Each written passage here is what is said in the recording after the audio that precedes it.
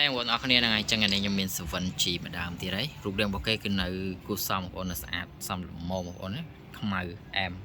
ហើយសម្រាប់ម្ដងនេះគឺតម្លៃធូរមែនតើបងប្អូនតម្លៃតែ 100000 រៀល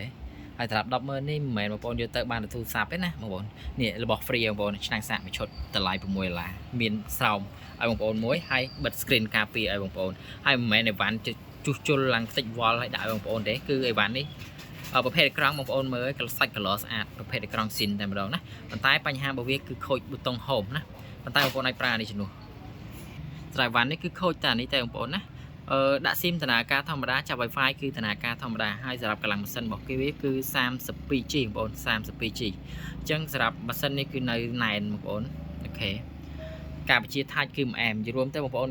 ពេលបងប្អូនមកកាន់ឬក៏បានមើលផ្ទាល់បានថាអីវ៉ាន់នេះពិតជាធូរថ្លៃមែនតើណាដោយសារនេះនៅ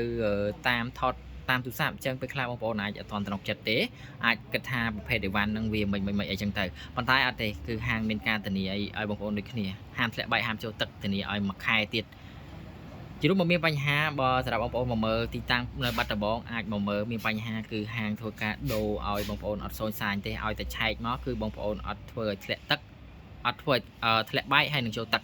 គឺហាងដូរថ្មីដើមថ្មីកាត់កងឲ្យបងប្អូនគឺតាមនឹងទាំងអស់ណាអូខេហើយសម្រាប់តម្លៃ 100000 បងប្អូនយកទៅគឺមានឆ្នាំងសាក់មួយឈុតនិង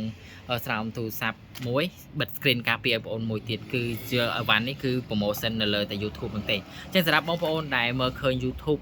របស់ខ្ញុំហើយកុំភ្លេច screenshot ធ្វើការឆាត call ឬក៏ធ្វើការឆាតមកកាន់ហាងមកថាបងប្អូនឃើញតាមរយៈ YouTube ហ្នឹងគឺបងប្អូន screenshot មកណា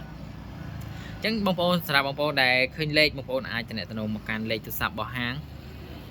គឺលេខមួយខ្សែហ្នឹង Telegram ក៏មួយនឹងដែរហើយសម្រាប់ Facebook បងប្អូនទំនាក់ទំនងមកកាន់ Facebook មួយនេះ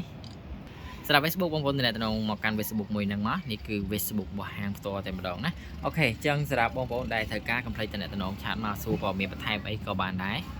ហើយបងប្អូនអត់ទាន់ទុកចិត្តបងប្អូនក៏អាចយកសេវាកម្មទូទាត់ពេលអីវ៉ាន់ទៅដល់ក៏បានដែរប៉ុន្តែបងប្អូនត្រូវតែ pay ថ្លៃដឹកមកមុន8000រៀលអីវ៉ាន់ទៅដល់បងប្អូនគ្រាន់តែឲ្យលុយជាមួយនឹងអ្នកដឹកជញ្ជូន 100000 រៀលទៀតទៅគឺរួចរាល់អញ្ចឹងវាស្មើនឹងបងប្អូនខាតថ្លៃដឹកប៉ុន្តែបើបងប្អូនវេថ្លៃដឹកមកមុនបងប្អូនចំណេញថ្លៃដឹកអស់តែ 100000 រៀលទេថ្លៃដឹកគឺខាងហាង free បងប្អូនអូខេអញ្ចឹងគឺវីដេអូនេះមានប៉ុណ្ណឹងឯងជួបគ្នានៅវីដេអូក្រោយ